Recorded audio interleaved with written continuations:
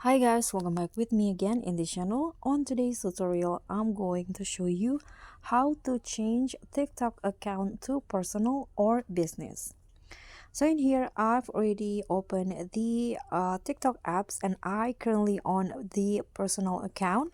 And if you want to change or switch it into business account, here's how you can do it. First, you can just click on profile at the bottom.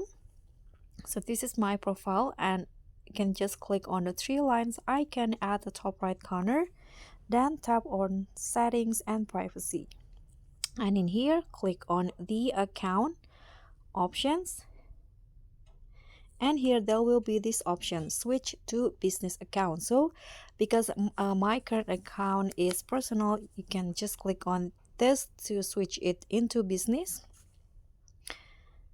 Okay, just wait, and just like that you can just click on next again, and here you can choose a category. For example, I'm going to choose for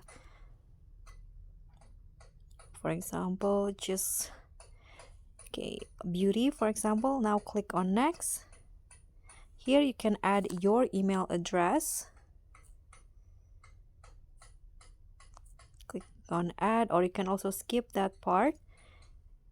And now you can see, congratulations, you can now try a registered business account. So you can close it after that.